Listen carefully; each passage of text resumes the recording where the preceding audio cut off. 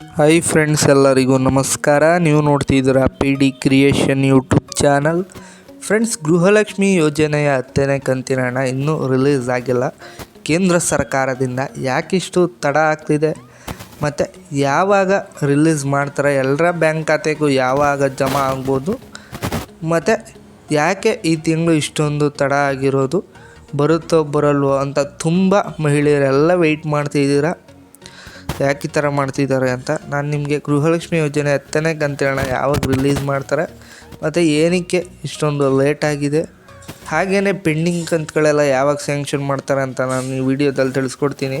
ಅದಕ್ಕೆ ನೀವು ಮಾಡಬೇಕಾಗಿರೋದು ಇಷ್ಟ ಫ್ರೆಂಡ್ಸ್, ಅಲ್ಲಿ ಬರ್ತಾರ ಬೆಲ್ಲೈಕನ್ನ ಕ್ಲಿಕ್ ಮಾಡಿ ಸಬ್ಸ್ಕ್ರೈಬ್ ಮಾಡ್ಕೊಂಡು ಸಪೋರ್ಟ್ ಮಾಡಿ. ಹಾಗೆಯೇ ವಿಡಿಯೋನ ಸ್ಟಾರ್ಟಿಂಗಿಂದ ಎಂಡಿಂಗ್ ತನಕ ಎಲ್ಲ ಸ್ಕಿಪ್ ಮಾಡಿದೆ ಕೊನೆವರೆಗೂ ನೋಡೋಕ್ಕೆ ಟ್ರೈ ಮಾಡಿ ಫ್ರೆಂಡ್ಸ್. ಮಧ್ಯ ನೀವು ಸ್ಕಿಪ್ ಮಾಡಿದ್ರೆ ಸಂಪೂರ್ಣ ಮಾಹಿತಿ ನಿಮಗೆ ಸಿಗಲ್ಲ.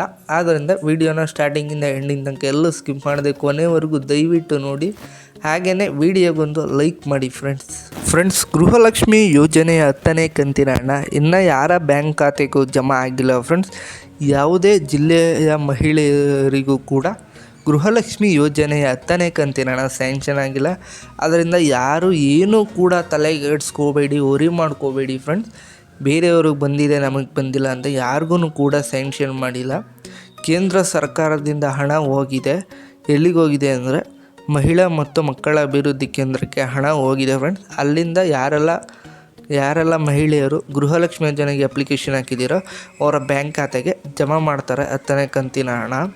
ಆದರೆ ಏನಕ್ಕೆ ತಡ ಮಾಡಿದ್ದಾರೆ ಅಂದರೆ ಇವಾಗ ಕೆಲವು ಫೇಕ್ ಅಪ್ಲಿಕೇಶನ್ಸ್ ಹಾಕಿದ್ರು ಗೃಹಲಕ್ಷ್ಮಿ ಯೋಜನೆದು. ಅಂಥ ಫೇಕ್ ಅಪ್ಲಿಕೇಶನ್ನ ಅವರು ಹುಡುಕ್ತಾ ಇದ್ದಾರೆ ಮತ್ತು ಯಾವುದೆಲ್ಲ ಫೇಕ್ ಅಪ್ಲಿಕೇಶನ್ ಬಂದಿದೆ ಅದನ್ನೆಲ್ಲ ರಿಜೆಕ್ಟ್ ಮಾಡಿ ಮತ್ತೆ ಫಿಲ್ಟರ್ ಮಾಡ್ತಿದ್ದಾರೆ. ಆದ್ದರಿಂದ ಗೃಹಲಕ್ಷ್ಮಿ ಯೋಜನೆ 10ನೇ ಕಂತಿನ ಹಣ ಬರೋದು ಸ್ವಲ್ಪ ತಡ ಆಗ್ತಿದೆ ಅಷ್ಟೇ, ಬೇರೆ ಏನಿಲ್ಲ. ನೀವೇನು ತಲೆ ಕೆಡ್ಸ್ಕೊಳ್ಳೋಕೆ ಹೋಗ್ಬಿಡಿ. ಈ ವಾರದೊಳಗೆ ನಿಮಗೆ ಗೃಹಲಕ್ಷ್ಮಿ ಯೋಜನೆ 10ನೇ ಕಂತಿನ ಹಣ ಸ್ಯಾಂಕ್ಷನ್ ಆಗುತ್ತೆ. ನೀವೇನು ವರಿ ಮಾಡ್ಕೊಳಕ್ಕೆ ಹೋಗ್ಬೇಡಿ. ಮತ್ತು ಪೆಂಡಿಂಗ್ ಕಂತುಗಳು ಯಾವಾಗ ಸ್ಯಾಂಕ್ಷನ್ ಆಗುತ್ತೆ ಅಂತ ನೋಡೋದಾದರೆ ನೀವು ಹತ್ತಿರದ ಕೇಂದ್ರ ಕರ್ನಾಟಕವನ್ಗೆ ಭೇಟಿ ನೀಡಿ ಅಲ್ಲಿ ಚೆಕ್ ಮಾಡಿಸ್ಕೋಬೇಕಾಗುತ್ತೆ. ಒಂದು ಕಂತುಗಳು ಸ್ಯಾಂಕ್ಷನ್ ಆಗಿಲ್ಲ ಅಂದರೆ ಏನಕ್ಕೆ ಅಂತ ಅಲ್ಲೋದ್ರೆ ನಿಮಗೆ ಮಾಹಿತಿ ಕೊಡ್ತಾರೆ.